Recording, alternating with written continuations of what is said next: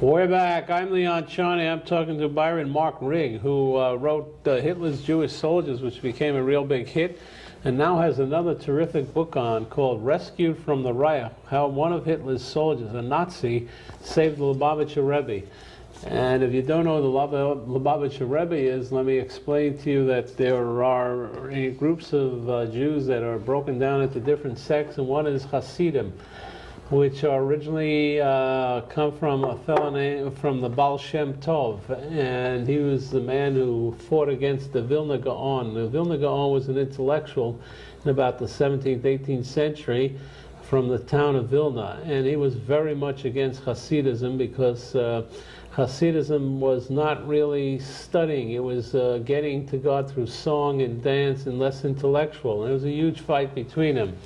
But the Hasidic movement went on and on and on, and in many villages and townships in Poland and Ukraine, etc., you had different types of Rebbes.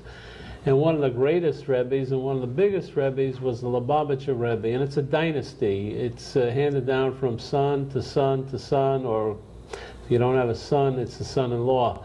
And it's a fascinating world, and very few people know a lot about it. So it's a fascinating book. So Byron's come up with this book, and it's a true story because I've heard a little bit about it, and now I'm going to read about it in depth. Welcome to the show, Byron. Hey, thank you so much for having me, Leon. How did you get involved in this? I mean, you look like a non-Hasidic guy. You would think that a Hasidic guy would do this.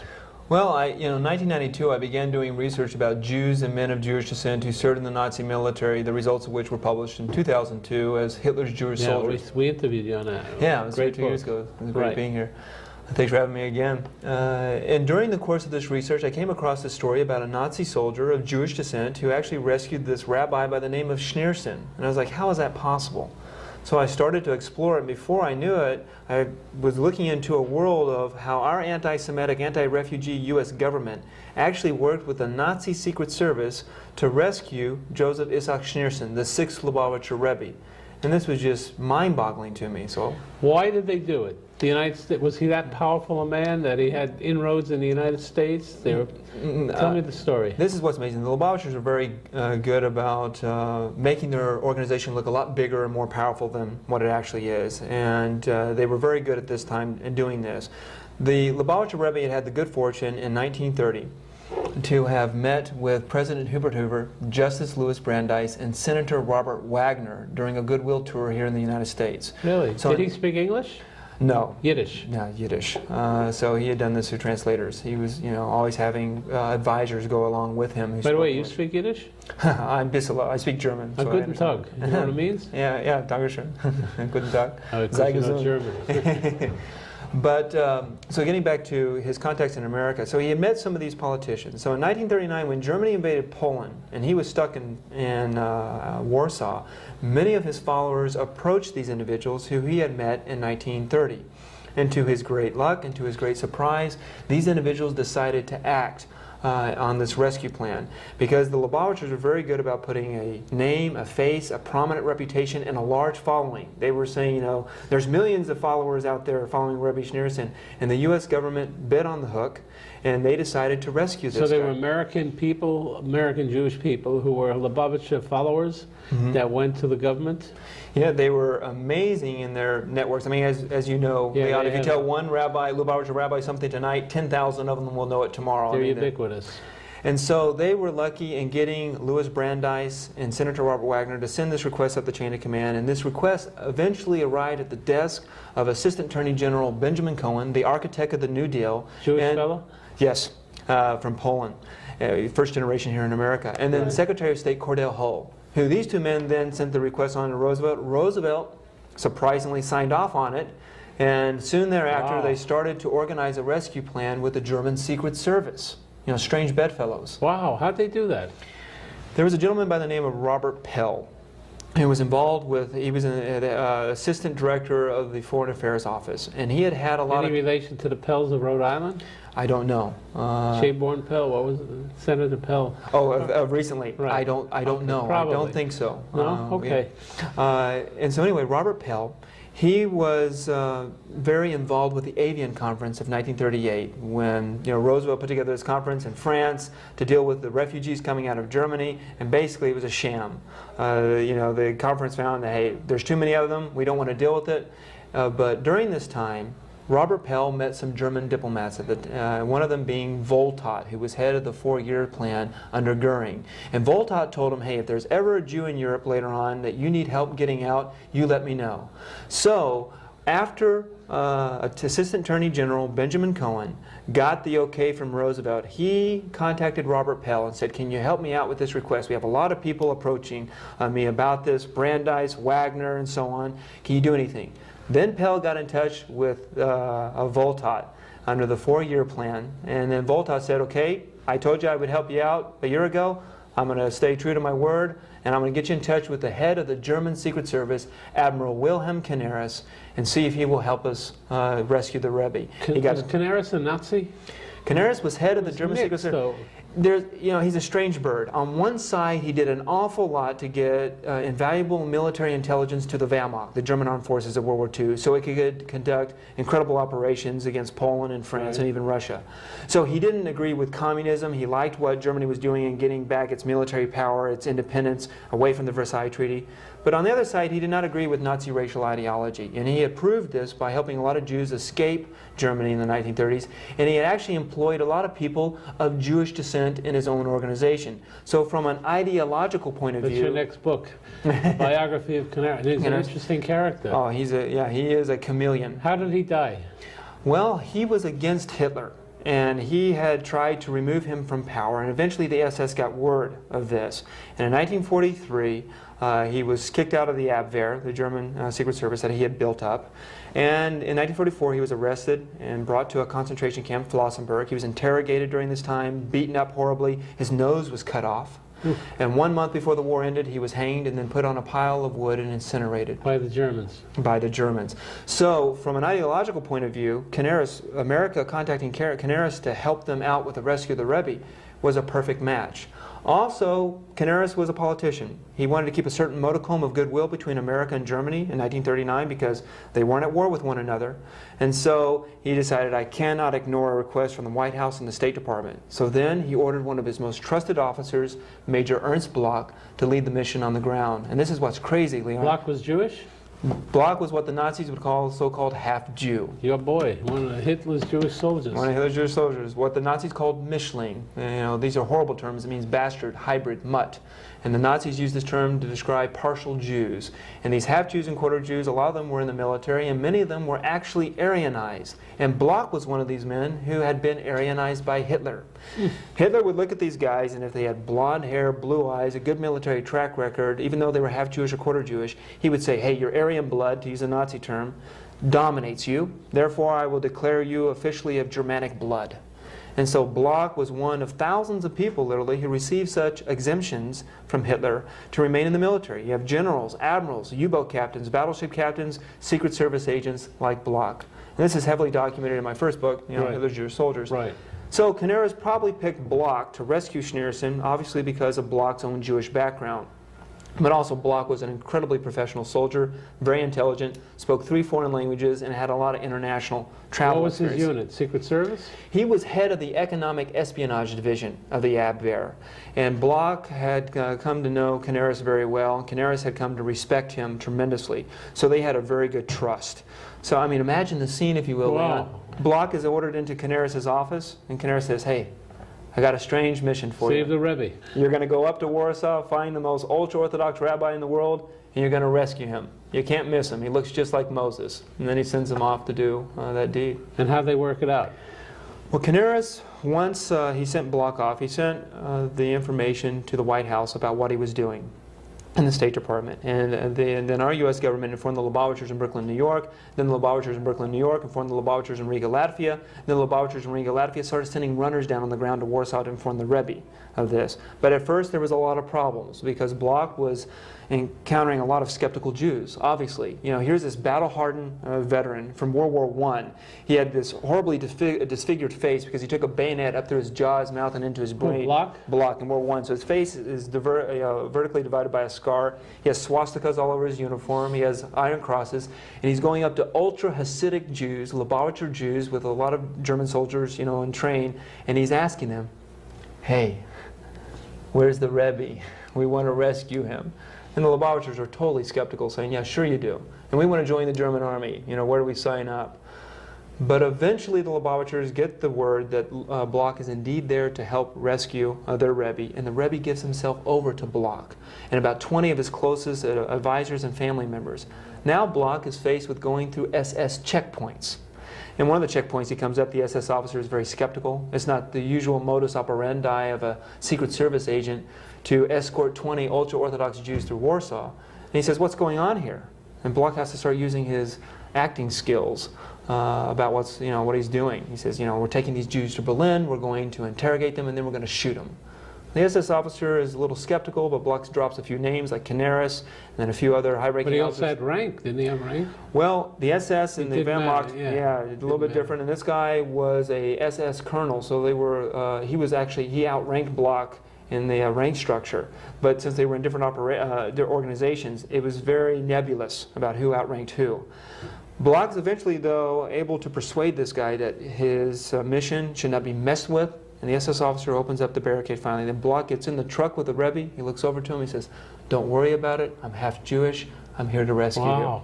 Meshuggah. Wow. Crazy, but nonetheless true. And a lot of the Lubavitchers start building up the story at this time that Bloch was an angel in German disguise, or a hidden Jew in a World War I uniform. Mashiach. Sent there to rescue the Rebbe.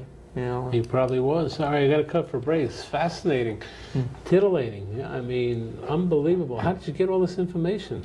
Well, it's been a 10-year odyssey. Yeah, Wow. I started uncovering this in a few. It's mentioned in a few little books in a paragraph. I or had two. heard this, by the way. Yeah, but nobody really went into depth with it, and also nobody, to my knowledge, has gone into the different worlds to get all the sources to bring it all together into one book. The Lubavitcher sources, the sources in the German archives, sources in American archives, written in oral testimonies, interviews, and so that's what I try to do. Work. All right, I got to cut for a break. We'll come right back, continue this really great story, and it's should be a movie. It is fantastic, and we'll talk about the Hasidim a little bit.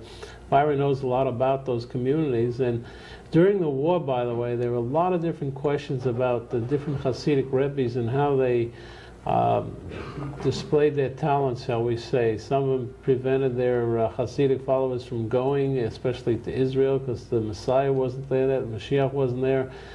Others, there's a lot of confusion. We'll talk about it. We'll be right back. We're back with a brilliant writer. His name is Bryan Mark Rigg. He was on our show 2 years ago, Hitler's Jewish Soldiers. You've probably read the book. Now he comes out with this fantastic, interesting story about the rescue from the Reich of the Lubavitcher Rebbe by a Nazi. 10 years of research, a fascinating story. All right, the Hasidim during World War II. There were many sects. First of all, Schneerson, the one that was saved by the Nazi, is the 6th Lubavitcher Rebbe. Menachem Mendel Schneerson, who passed away in 1994, was the 7th Lubavitcher Rebbe. They had different philosophies, didn't they, about the war?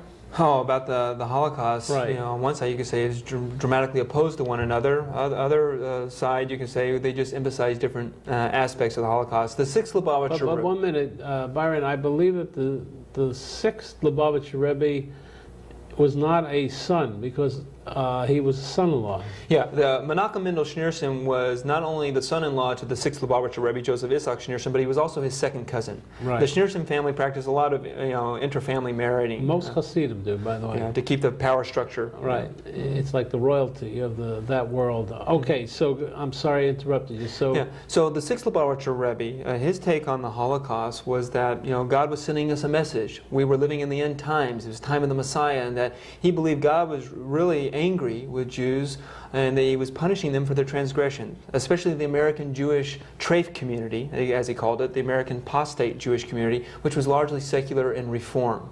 And he believed God was punishing Jews for not keeping the Sabbath holy, not practicing family purity laws, studying Torah, praying, basically not keeping the 613 laws and commandments that God has given every Jew, the mitzvot.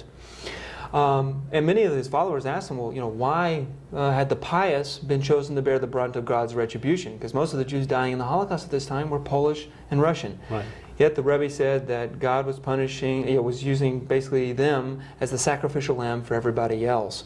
And this is very controversial because the 7th Lubavitcher Rebbe, Menachem Mendel Schneerson, had a dramatically different approach to the Holocaust. He said, to say that Jews were being punished with the Holocaust for their sins is a desecration of God's name. He even said, that not even Satan himself could find sins enough to justify. That's a real conflict between the two Rebbes. Yeah, and this has caused a lot of controversy within the community when I've talked to people, because most people in the Lubavitcher community today are stamped by Menachem Mendel Schneerson. They don't know about all these phrases and writings of the 6th Lubavitcher Rebbe. The first Rebbe to hit America was the 5th Rebbe in 1950, or he came, what time, when did he get here? I think the first Rebbe who came to America was the 6th Lubavitcher Rebbe during his Goodwill tour in 1929 and 1930. No, but I mean, when the 5th Rebbe came, the man was rescued. Oh, when the 6th Lubavitcher Rebbe, when he was finally rescued, he came in 1940. And where did he go to live? He set it up, yeah, in Brooklyn, New York. Brooklyn, New York. So he became the Rebbe. He became the Rebbe. Okay, so... Well, he was always the Rebbe. He just was now the Rebbe in America. Okay, the Rebbe in America. But Menachem Mendel, he was taking a degree in Sorbonne. He was... well, he never got a degree in Sorbonne or Berlin. This is something, the myth in the Lubavitcher community, there was this great engineer, he worked in the Secret Service, and he had these degrees from Sorbonne and Berlin. There's no documentation for either one or all of those claims. Really? He did study in the Sorbonne. He did study in the University of Berlin. He did not get any degree. He did not get an engineering degree. And he did not work in the Navy Yard or the Secret Service. So when did he come to America? He came, this is what's amazing, Leon. After the rescue of the 6th Lubavitcher Rebbe, Joseph Isaac Schneerson, he starts doing a lot to try to rescue his followers and his yeshiva students and family members over in Europe. But most of these efforts were failures. But he was successful in getting out two important people, his daughter and his son-in-law, Menachem Mendel Schneerson. And if you don't have the rescue of the 6th Lubavitcher Rebbe in 1940, you don't have the rescue of the 7th Lubavitcher Rebbe in 1941 out of Vichy, France. And so he was taken out then, and then he became the Rebbe in 1951, 1 year after the 6th Lubavitcher Rebbe had died. Okay, but when Menachem Mendel had a different outlook, did they confront one another, or you don't know? No, I mean, the 7th Lubavitcher Rebbe was extremely respectful of his father-in-law. He would have never said, this is what my father-in-law said, this was wrong or a mistake. He would have said probably, I have not seen any writings on this, he would have probably said, he was saying what was right for the time, I'm saying something different. And that's how the Lubavitchers justify this now. But this is also, when you read the writings, it's very abrasive. I mean, he's very harsh with his criticism. He's very damning of people who he thinks are responsible for the Holocaust. And many people have taken issue with this. All right, what did the Lubavitcher community say when they saw your book? Well, this is something that's very interesting. I had some Lubavitchers that told me at the beginning, and they're very ahistorical. They live in a very mystical time. Many of them believe they're living at the end of times. But some of them, because I was trying to get as many Lubavitchers to help me as I could. Please read this, give me feedback, I want to know more documents and so on. And many of them told me, like one told me, he said, hey, if you take out chapter 14, which is the chapter of the Rebbe in America and how he was dealing with other Jewish groups and his take on the Holocaust, they said, if you take that out, then I can assure you you'll get thousands of dollars and you'll be in many Chabad houses all over. They'll love your book. I was like, well, that's not the truth. And then I had another Lubavitcher Rebbe. What is that chapter? Tell us a little bit about it. Yeah, well, I'll tell you. One other thing the rabbi said, then I'll get to the chapter 14, and I'll tell you about it. Another rabbi got in touch with me. He says, hey, I got some new documents for you. But I want to just get, and they're going to give you a different perspective on the Rebbe's view of the Holocaust. I was like, hey, great. I'm a historian. I'm one person. I'd love to see him. He's like, but I'll tell you what. I'll give you 2 or 3 documents at a time. I'll see how you incorporate it in your book. If I agree with how you incorporate it, then I'll give you more documents. I was like, well, first of all, that's unethical. And second of all, if I look at all the documents, it's going to give me a totally different perspective than if I just read 2 or 3 at a time. So this is what the conflict sometimes of researching this community can present one. Now, what's chapter 14? What's so controversial is one is the Rebbe's take on the Holocaust. This is very controversial because, who has the right to speak on God's behalf? As the famous Hasidic rabbi here in New York, Rabbi Haskell Besser, he said, I'm not a prophet, I'm not in heaven, and I don't know why God did the Holocaust. All I know is I need to be as good as I possibly can. And then, so that's what's very controversial. Another thing that's controversial is the Rebbe is really taking issue with Kotler and Kamenovitz of the Vad Hatzalah. The rescue. Rabbi Cutler from Lakewood Yeshiva. Yeah, and the Mir Yeshiva. Mir Yeshiva in Cleveland, in Baltimore. Yeah, and these guys... These were, let me explain that. Sure. Most of the audience is not Jewish, or if you are, you may not know this. The Hasidim, they're Mitnagdim and they're Hasidim. Mitnagdim are the ones really followers of the Vilna Gaon, and Hasidim are the Baal Shem Tov. So there's basically a fight between, they're both Orthodox and they both have a viewpoint. One was more into learning, the other was dance, but today I enjoy and the way you celebrate, but today it seems to be a little bit merged. So he was against the Vad Hatzalah was the organization. We had Zuraf on the show, he wrote a book about it, which was out to save, I think it was headed by Rabbi Eliezer Silver. And I think they were out to save as many Jews as possible, but it became a money thing. It's very complicated and very controversial. Very controversial book. Zuraf has done some great work there. Right. Basically, the underlying theme, though, what Cutler and Kamenovitz were doing is they were doing as much as they could to rescue lives, and the historical record is very clear on this. They were going and they were meeting with politicians, they were petitioning them, they were organizing protest marches, they were meeting with Christian leaders, secular reform leaders, and the Rebbe, he was not opposed to doing some of these things, but he felt that these leaders were unnecessarily compromising their religious integrity. There's one phrase coming out, in his newspaper calling it Jewish Nazism. Really? He believed these people, were, by meeting on Shabbat, they were not focusing on the true goal, which was we got to focus on God because only God can change the situation.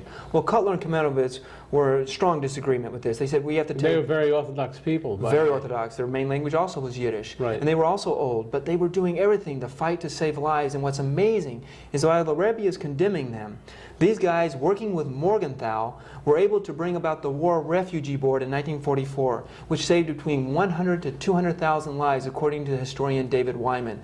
They were incredible. And so the Rebbe made mistakes, and this is also what's controversial. You see that he missed the boat in some respects, and that's what's very abrasive. It's very hard for the community to accept that. Yeah, because the Rebbe doesn't know. Menachem Mendel Schneerson is dead now 10 years, and people have always asked this question. Number one, why he never visited Israel, and I don't know if you know the answer, you're not a rabbi. And number two is who runs the Lubavitcher organization now? Well, I can answer the second question with some experience. The organization is very, very fluid, and there's many different groups. I mean, I found that if I accidentally talk to people who believe in the Messiah concept, that Menachem Mendel Schneerson is indeed the Mashiach, and there's a lot of them out there. Rabbi Butman? Huh? Rabbi Butman? And there's many of them out there. Then other people who are of the non-Mashiach group would not talk to me, and vice versa. Also, within the group that is not of the Mashiach group, there's different factions within there, and they're protecting their turf.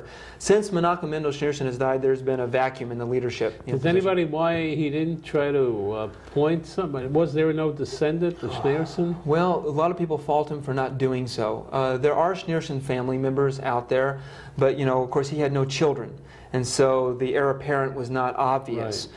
And many of them will tell you in the community today that in the Mashiach group, they're saying there's no need for another leader because he was indeed the Messiah. He was the perfect human being. But in the non-Mashiach group, they're saying, well, there's just not a leader out there of that caliber. And this has divided the community in many ways. It's split it up, and it's much more fractious than what Lubavitchers will lead you to believe. And it's a sad thing because Lubavitcher has an awful lot of good, but now they're fighting amongst themselves quite a bit. And you have to be careful as a historian going in there of knowing which group that you need to ally yourself with to just get to the truth. Did you go to 770? Oh, several times. Yeah, 770, and the basement there, where the Rebbe did his Farbringen, his sermons and so on. Right. That's all controlled by the Messiah group. But then up in the offices, that's of the non-Messiah group. So it's a house divided, within itself. And they're very big. I mean, it's the largest Hasidic community in the world, based out of Brooklyn. And they're all over the world. They have shliachs, which are emissaries all over the world. Wherever you go, you can always find Chabad House, which is part of their part of their organization. It's an amazing group. The story is fantastic, and It's part of the Judaic process, and it's been going on since Abraham. Believe me, these things, these are forever. You've done a great job. Thank you, Leon. This is a tremendous book, and if you want to know more about Hasidism, I think there's another woman who wrote a book called Sue Fishkoff. Yeah, Sue Fishkoff wrote The Rebbe's Army. And did you read it? Yes, and she's a wonderful writer. And she gets it down? She does a very good, her job, she says, hey, I can go into a lot of the controversial aspects of the community, but that's not my job. She says, I have to look at this, what motivates these people to go up and build, Chabad houses all over the world. All right, we'll try to find out the answer. Thanks, Leon. I think it's secret. Anyway, we'll see you next week, and watch the Middle East. We hope it's improving.